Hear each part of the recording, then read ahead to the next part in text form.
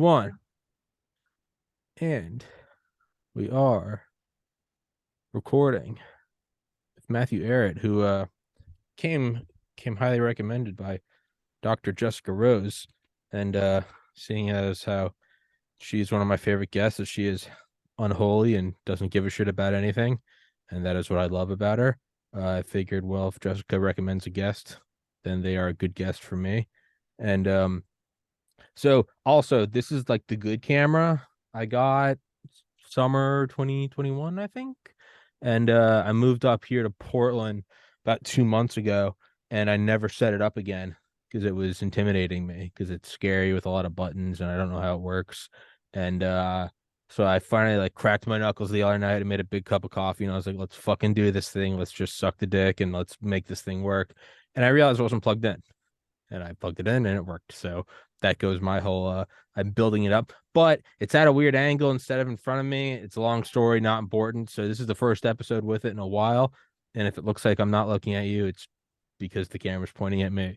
But nobody Oh, gives it's a good. fuck It's about good. that. It appeals to the voyeuristic quality of people Yeah, like looking in a window, you can, yeah, watching us in a you can more watch candid me. fashion You can versus the you, formal you like I'm looking at the camera. So yeah. You can wear a trench coat and get binoculars and jerk off and look at me from a distance. If that's your thing. If it's not, that's cool too. We accept everybody here. I would just chime in with my request that people not do that second part, Okay, but feel fair free to wear a enough. trench coat. For That's okay. if you're wearing it, all right. You know what? Life's all about That's just me though. it's all about compromise, man. But yeah, dude. Introduce yourself to my audience, and I guess to me. Yeah, for sure. And Glade, I'm very, very happy that Jessica suggested me to you, and I've checked out a couple of your podcasts. They're fun. I like the rapport you have with a lot of your guests, and you got some really great guests. My name is Matthew Ariat. I'm a journalist, a writer with the Strategic Culture Foundation. I am the editor in chief of the Canadian Patriot magazine. It's an online web platform that I put together in 2012. As well as the Rising Tide Foundation, which I co-founded with my wife Cynthia Chung a few years back. And the author, finally, I'll just end it with this: the a 4-volume Clash of the Two Americas book series, which volume 4 is going to be out this week. Clocking in it, it's going to be the Anglo-Venetian roots of the deep state, sort of going into some of the deep backstory of like where this oligarchical structure that a lot of people have woken up to, in especially like the last 2.5 years, has been a big learning curve for a hell of a lot of people. So I wanted to try to give it some contour and shape. Like, what is this thing? Where did it come from? How is it connected to the old British Empire that was the one world empire for centuries? Where did that come from? How is this connected to Rome and Babylon? So that's going to be unpacked in the new book. Um, yeah, that's one thing I always think about is obviously these things last longer than a single generation. Um, but I'm not necessarily on board with the people that, and they might be right. I have no idea. But personally, I'm not 100% on board with like this is a cabal that's been ruling the world for millennia. Like I think there has been a cabal for millennia. There's always a power structure, whether we're apes or whether you're a bunch of sharks or whether it's humanity. There's always a power structure. There's always top down control. There's always disproportionate wealth. There's always disproportionate access to women and weapons. That's as old as man, right? Be it the pharaohs or be it kings. Mm-hmm. But I don't know if I'm subscribed to the idea that there is a single lineage and that it's identified as, I don't know how to word this. It's identified as one. Like the power has probably propagated from one group, but I don't think it's like we are the timeless cabal. I think you probably have different versions of it. Like, I don't think the people in charge today at like the World Economic Forum or the Federal Reserve necessarily find any identity with pharaohs and kings, but nonetheless, they are the modern day pharaohs and kings. That being said, it probably Hmm. does exist in like 3 to 500 year blocks of some, like today is like military industrial complex. Maybe I'll be able to say it more clearly. Today's like military industrial complex, Federal Reserve, Petro Nazi, just power cohort. They are probably of the same lineage of like the one that was around 100 years ago, right? Kind of setting up the Federal Reserve, World War One, World War Two. They, I imagine, in their smoky room of cigars, they have like oil paintings of Bush Senior and Smedley Butler, maybe like FDR or something. But like, I don't think it's movie-esque in that we began with King Tut. Like, no, it probably goes in like 4 to 500 year, almost like a football dynasty, whereas that's like 3 to 10 years. I feel like there are blocks of it. Not that you asked any of that, but there's No, my no, no, no. We're chatting. unsolicited. We're just it's I realized casual. as It's I said it, I'm casual. like, there's my unsolicited opinion. Like, No, no, that's good. No, that's part of the casual conversation mode. Yeah, no, I don't think I just a quick little chiming in. They might have a whether these shady things, these shady military industrial executives have common meetings in a certain location upon whose walls we would find a Smedley Butler. I don't know if they really like Smedley Butler. I think they no, would they hate probably that. not I have him on realized the wall. that was a flaw when I said that. They don't have paintings of Smedley and JFK. They have targets on those. They have Yeah, they dartboards. probably have like an effigy Yeah, like a Moloch thing. hanging on a noose They get pissed. Yeah, they get pissed where they drunk and throw darts. yeah, Yeah, exactly. they throw darts at my older brother had a joke that yeah, all the demons that run the world, they have a salsa bowl that's JFK's head and you dip chips into the wound. Well, you know what? There's something here, and before we go back into the conversation, the question of continuity of conspiracy, because it's a rich topic to explore. But on the issue of this particular thing we're bringing up now, I live in Montreal, and or I used to live in Montreal. Now I'm a little bit south of Montreal. Um, I wrote in a couple of chapters in the second volume of my Clash of the Two Americas, that really unpacked what JFK was actually doing, what were his policies, what power structures was he challenging, and how was he eliminated by whom, and sort of just mapping out using some of this, the research that was published by Jim Garrison, the district attorney of New Orleans. I sort of just mapped out some of those structures, tied it to some of the elements of what today might be called deep state. We had things that were tied to Allen Dulles and his very independent intelligence apparatus that had a big control over the CIA, had Yeah. big controls of big parts of the FBI, that were all colluding. But one of the key agencies that I identify and really unpack was a Montreal-based operation that was known as the Permanent Industrial Exposition, Permindex, and it was run at the time by a fellow who had been a former OSS operative under William Louis Stevenson, named Louis Mortimer Bloomfield. And he was a major controller of this thing. Again, its base of operations was in Montreal, and what this thing was is it sort of masqueraded as sort of this entrepreneurial conference building enterprise with outlets in all parts of the world, mostly in the transatlantic. But what they had been actually doing, and this operation was built up during World War II as part of an assassination bureau to kill high level parties on the other side of the in the opposing camp.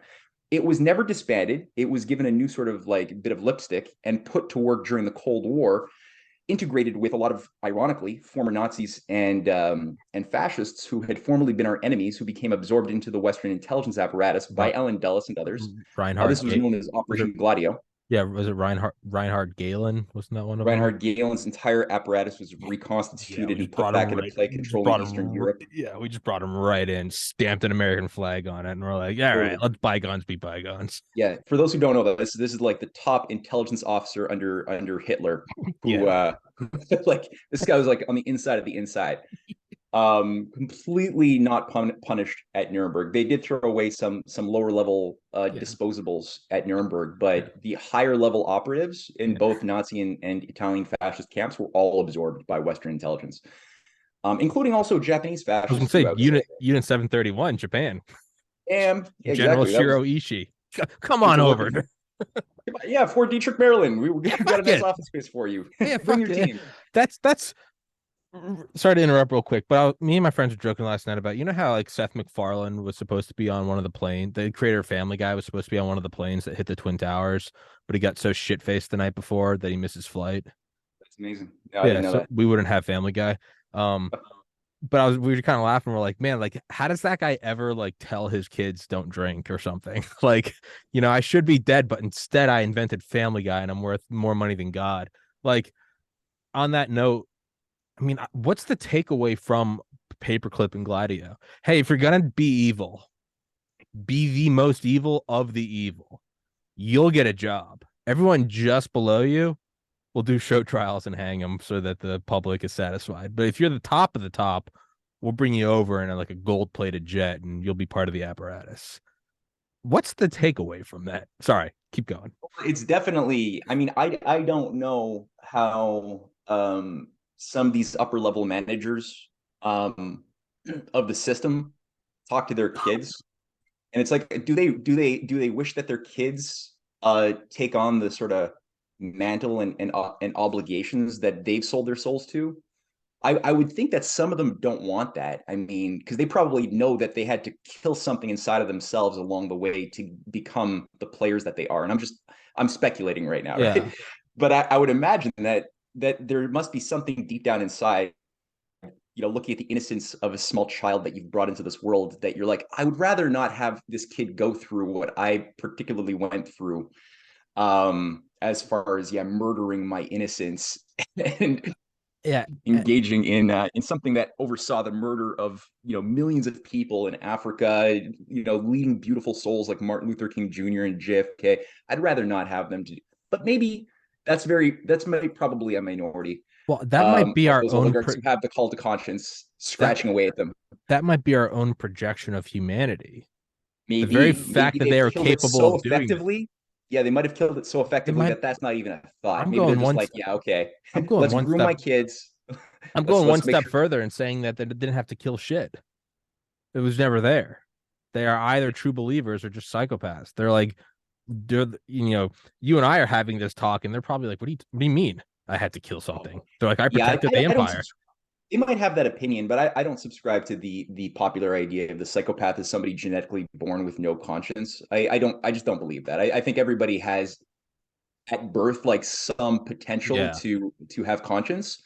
Maybe the amplitude of it is maybe differentiated, but I think it's always there to be made better or worse, based on our decisions. Well, That's my view. kind So of again, whether in my view, in my worldview, whether or not they are, any of them have a memory or recollection or still a little bit of a just pull in their subconscious or maybe in their dreams that come to haunt them. I yeah. don't know. I'd like to think maybe they have bad dreams. I I'd I like to, feel I feel like it doesn't really seem like nepotism's there. Because I mean, if we're talking about like the deep state, like the power structure, that is like the tip of the spear. That is the highest apex. I don't think that, aside from like a George Bush and then like, HW passing it along to W, I don't really feel like nepotism works there. I think it is just the most ruthless. Like we don't hear the name Dulles anymore, right? We don't hear, the Carnegies and Rockefeller. Like those are all kind of, they go away. I think it's I think it's probably just like an ever refreshing cycle of just the top dogs make it, and it probably doesn't get passed on. You're a child. You probably eventually you reach an age where you go, I think my dad was involved in some hardcore shit, and you probably just, I don't know, you probably got to bury that and go, you know what, just, you probably just blot it out. You just go, whatever, and you just kind of, right. You go, did my grandpa assassinate JFK? You're like, I don't know, man. I got a wife and kids. I'm just doing my thing. You probably just blot it out because I don't know what else you can. And what are you gonna do? Challenge them? Because you're postulating that these are the guys that run the world. It's like that line in the Batman where he's like, so let me get this straight. You're speculating that your boss is a billionaire who fights criminals in the middle of the night and beats them with his bare hands, and your job's to blackmail him. Good luck. Like, if your speculation is true that your dad is one of the most ruthless operators in the world, what are you gonna do? You no, I mean, I think that this is where it's a probably the way I see it, Oh, and I didn't get to my punchline. So okay, Oh, just quickly, sorry. just Fuck. let me just quickly No, no, yeah, yeah. double Sorry. back, No. and then we're gonna jump back on this. Don't say sorry because this is all tied together, right? Um, as far as the JFK hit out of Montreal via Permindex, there is a the Permindex building still exists. It's in the World Trade Center building, which actually the World Trade Mart and Trade Center were always co-run by the same proprietors of Permindex, and Permindex was kicked out of France. They were for being caught bankrolling 2 of the 30 assassination attempts on Charles de Gaulle, and de Gaulle basically just said, "Get the hell out." Just at the same time that he was kicking out NATO's headquarters from France, he also kicked out Permindex, saying, "You're not allowed to be here." All this to say, down the street from their headquarters on Saint Jacques Street in Montreal, so you walk about 5 minutes north from Saint Jacques Street, there's a street called John F. Kennedy Street, and right at the beginning of the street, and you could see the Permindex building is a big head of JFK, which we're told is an homage to JFK, a memorial. It is an ugly head that looks like it's melting, bronze like melting, severed head. And in my mind, I'm looking at this thing with my knowledge of like that entire operation and their relationship in killing JFK as well as other leaders, including Enrico Mattei. And I'm thinking, no, that's a trophy. Yeah, it's That for gloating. those in the know, they look at that and they know exactly what that is. That's yeah. uh, That's a fucking taxidermy moose in a hunting lodge. Effectively, yeah, that's exactly how Jesus. I see it. So that was just in regards to the dart throwing Good. in the smoky little Oh yeah. rooms at the JFK's picture. I do actually think that there is an element of that ritualistic trophyism. Back to the question though of which we're getting at in terms of the continuity of this very unnatural way of thinking and being that is necessary to maintain a system of controls of the sort that we've come to sort of discover we've been living in for a while. I think personally it's a bit of both. Like the family structure has utility to it, you know, um, for good or for bad. You know, if your father, grandfather, if you've got a heritage of greatness, that is something which can be used to inspire you to carry on the moral torch of, let's say, a great ancestor, and it does something good for the identity if you're a moral person. Similarly, too, there's certain privileges that if you're told, you know, hey, look, your family has really gained a certain respect and thus prestige, and that uh, guarantees you or at least affords you certain doors and keys that will be opened. It could also cultivate a certain sense of elitism, Hmm. which cuts the individual's identity off from those who are of lower blood, lower families that are below them. That creates a real toxic soil for an identity to grow into, right? And we know that people like Skull and Bones is Yeah. one simple low level example of a type of operation that was created in the 1820s, I believe, or maybe early 30s out of Yale, which is a hereditary club.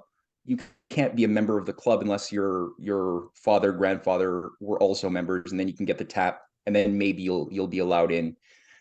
So that's like one low level example of how we see the usefulness of this approach to finding and grooming your next generation managers. And I just say managers because I who's doing the selections, right? Yeah. Like at the end of the day, is it just like some self-feeding thing of like, members selecting members, or is there a higher organizational system managing this type of operation? That's another question. Is it so? How much of it is hereditary and how much of it is cultural? I think that it's a bit of both. But some of these families, like if you actually do look honestly at like there's something called the Brooks Book of Peerage, Burke's Book of Peerage, and it's a useful little book. They publish it every year with an update of just all of the hereditary nobles of the old monarchies of Europe. People who are some of the people in the book are currently tied to the House of Windsor or Saxe-Coburg-Gotha or the Swedish royal family, and they all intermarry. that's the one thing about the Book of Peerage, which goes back many centuries. And you can just they make it public. It's not Mhm. secret, you know, and you can just see there's a lot of cousins marrying cousins. Like the Queen of England, who just died, was married to her cousin, same grandma, Queen Victoria. It's a thing that they do, and some of them are pretty far back. They could, you know, that's a very shallow gene pool, and it just gets shallower and shallower. Yeah. So there does seem to be the hereditary bloodline incentive is there, but at the same time, we do find, like in my studies of oligarchism, like history as far as oligarchical systems, sometimes families get an alpha family can be taken out. Yeah. Sometimes that happens. Sometimes a newer family is brought in that didn't really have, as far as I could tell, any precedent. Um, Hold on, let me shut this one down. Keep But talking. yeah, do what you got to do. Uh, Sorry, keep going. Yeah. So in that sense, since there is a bit of backstabbing, you know, like there's only so much honor amongst thieves. Like this is like a thief type of power grouping, because the entire idea of their affluence, of their right to have the ownership of the properties, the lands, the farms, the castles, the trusts that they have been born into possessing, it all comes from basically stealing. Well, yeah. Like none of it was like earned, created in an honest way. And so you have this hereditary system tied to an idea that we have to maintain our structures of looting, the many who are born into poor families and are thus not privileged to have access to either the means of creating wealth that we enjoy, or the type of knowledge that we have to train our young to have access to, because they're going to have to carry the torch. So there's a transgenerational appreciation that many lower order people born into, you know, the normal world just simply are not appreciative of this transgenerational mode of thinking, because you have to think in a very specific type of way that allows you to um, appreciate the invisible sort of levers of popular opinion formation, thought control, things that keep, you know, the slaves loving their shackles. Yeah. That there's that cultural thing too, but they both work together. What is So I think interesting about, sorry, keep going. no, I was gonna just segue, but no, go for it. Yeah. Um, sorry, I think we have like a 1 second delay or something, which always manifests as me cutting off the guest. And yeah, people are like, you gotta stop cutting him off. I'm like, I don't know if there's stop talking. But again, a burden of us lower people that we don't have the faster than light internet. We have the peon internet. But there's something interesting. It's like about it's like cheating in professional sports. Like, sure, it's bad, but the reality is that's part of the game. You don't have to like it, right? If you can take out the president and become the president, if you can successfully do a coup, there's no one above that to scold you. I mean, maybe God, but if you can get away, if you can get some untraceable growth hormone, you can become the best athlete ever. Yeah, sure, maybe a century from now they'll uncover evidence and you'll be slandered, but like you'll be gone. If a Michael Jordan or a Tom Brady can find a way to cheat that won't be discovered for another 200 years, they're the top dog. And we can sit there and go, "Oh, they cheated." Cheating's part of the game if you can get away with it. It just is. So to about back to what you're saying about like families and how some of them do get weeded out, there is something interesting about an influx of new families. No, they don't get it. They don't get tapped, right? There is no Skull and Bones or Wolf's Head or Scroll and Key where they go, "You're in." But if your power is so undeniable, if you become a Jeff Bezos or an Elon Musk and you're, you know, just big dick energy, third of $1 trillion, biggest defense, like Elon Musk is the biggest contractor for the DoD. It's not Northrop, it's not Boeing, it's one dude. That's insane. Like Tom Brady has more championships. The number two place is an entire football franchise. Number one is Tom Brady. So like the biggest defense contractor, it's not General Atomics, it's Elon Musk, and then it's a corporation. So that's undeniable power. you can start to throw your weight around and sort of get into that club by virtue of the fact you control so much. And if you don't let them in, which is probably a big thing, right? There's the your new blood, you're some, my father's money's my father's father, we fucking, we sold slaves to Washington. Who are you with your all right? Well, that's how you're gonna see. You have to remember though, sure, these clubs seem old, but in the grand scheme of things, 300 years is nothing. So at one point, they were new.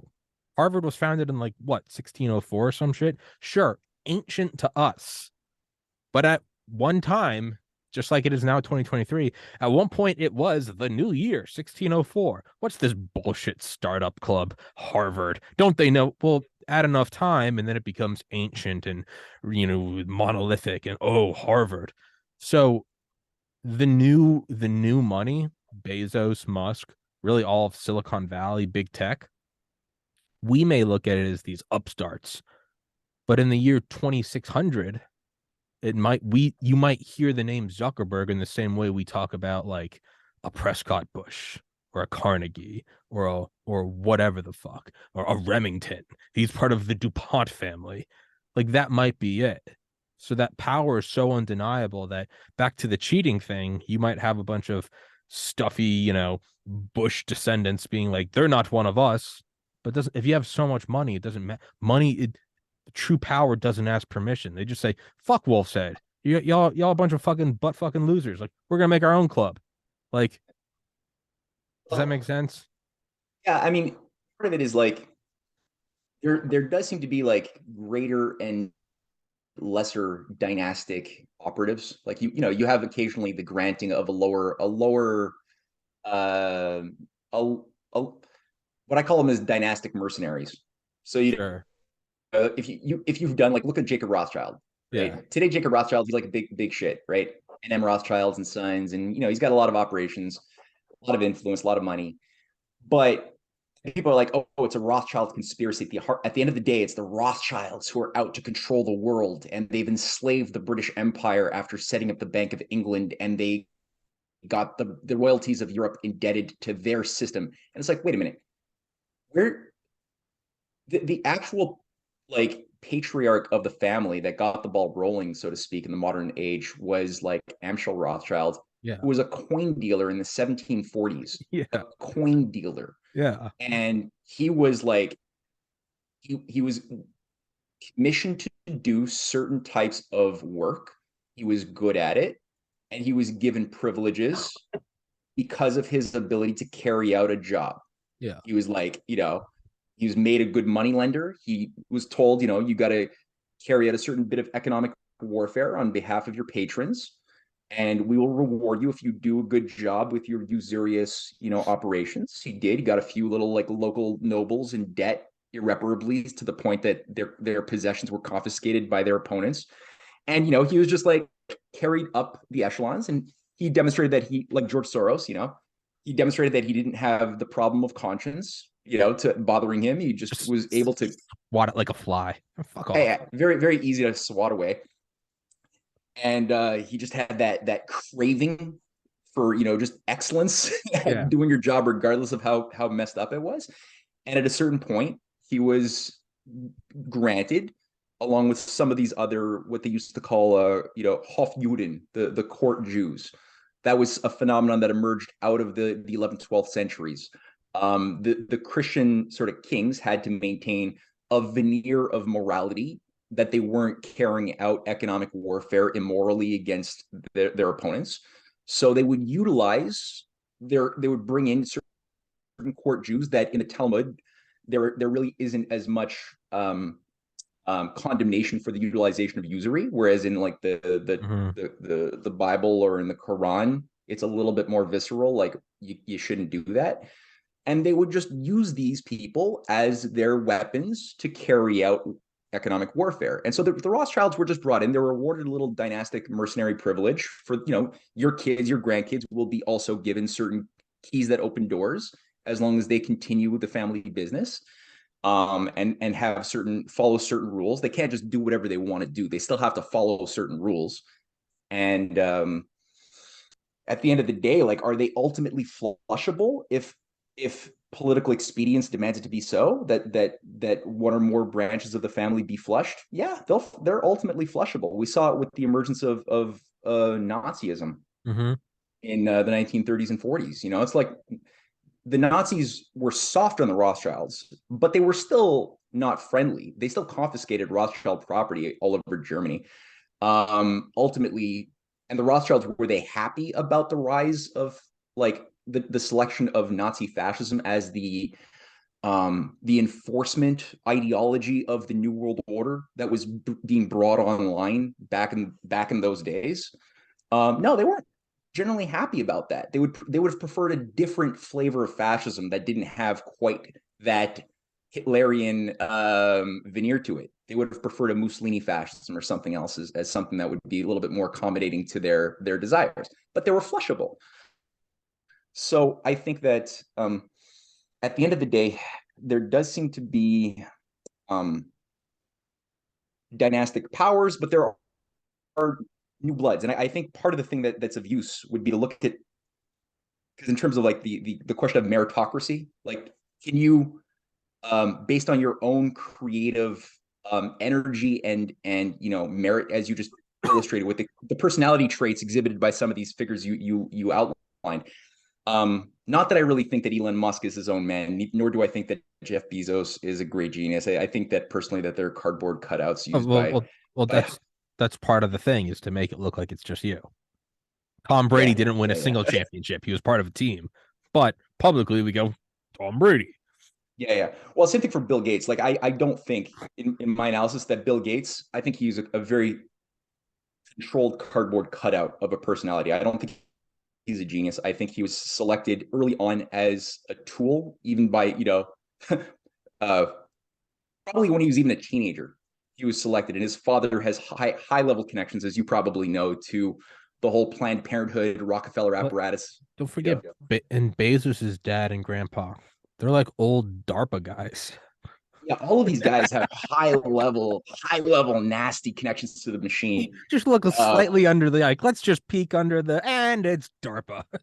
yeah. Well, Let's same just thing see for who is Michael. back at CIA. Yeah, was it IBM, right? I mean, Bill Gates's mom was a high level exec at IBM.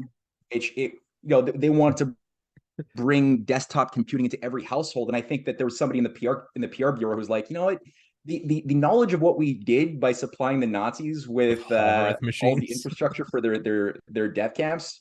It would be bad publicity if people are not ready for that coming into their houses. So let's come up with a new branding, and Yeah. we'll have to package it with a character that we can say is like this great universal genius out And of his garage. a nerdy and yeah, nerdy, Trusting. unsuspecting, you're shucks, white guy. And yeah, no, it's all it, Just happens to be really obsessed with viruses and population control for the rest of his life. just a little, it's a little, it's his side hobby. Instead of ships in a bottle, it's just how to cull the populations of sub-Saharan Africa. Yeah, yeah, yeah. We all have to. Yeah, exactly. We all need to keep ourselves distracted if we're wealthy. Listen, I play So video games in the evening. He likes to look at, the growth rates of continents. Whatever.